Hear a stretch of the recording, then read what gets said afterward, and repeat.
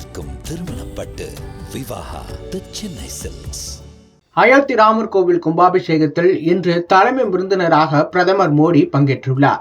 இதன் மூலம் 32 ஆண்டுகளுக்கு முன்பு அவர் ஏற்ற சபதத்தை நிறைவேற்றியுள்ளார். அப்படி பிரதமர் மோடி கடந்த 1992 என்ன கூறினார்? அயோத்தி ராமர் கோவில் கும்பாபிஷேகம் இன்று நடைபெற்றுள்ளது.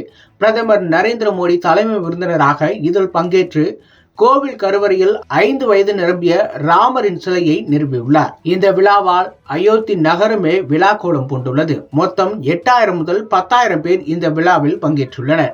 தமிழகத்திலிருந்தும் பல பிரபலங்கள் பங்கேற்றுள்ளனர்.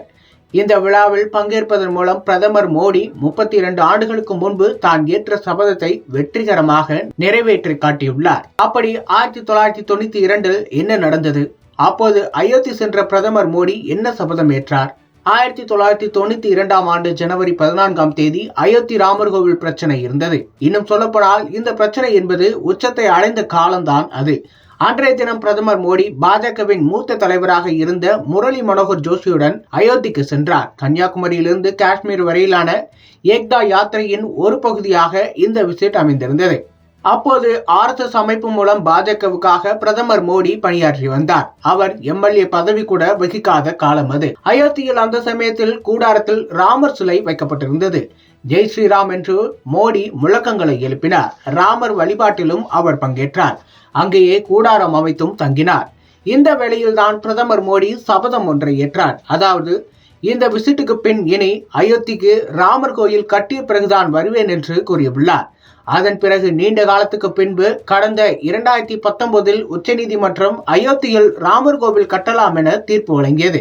இதையடுத்து 2020 ஆகஸ்ட் மாதம் பிரதமர் மோடி அயோத்தி சென்று ராமர் கோவிலுக்கு அடிக்கல் நாட்டினார்.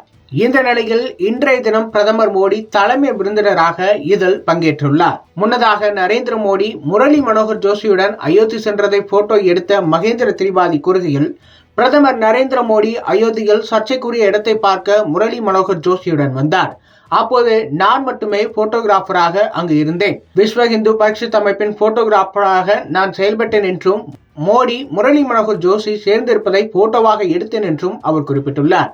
அதன் பிறகு சில பத்திரிகையாளர்கள் வந்ததாகவும், அப்போது முரளி மனோகர் ஜோஷி தான் மோடியை அறிமுகம் செய்து வைத்தார் என்றும் அவர் குறிப்பிடுகிறார்.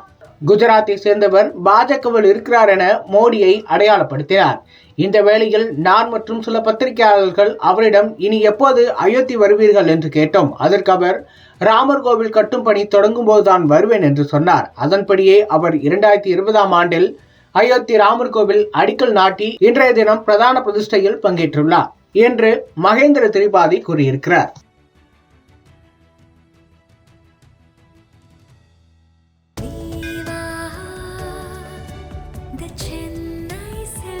நினைவில் நிற்கும் திருமணப்பட்டு விவாகா தி சென்னை சில்க்ஸ்.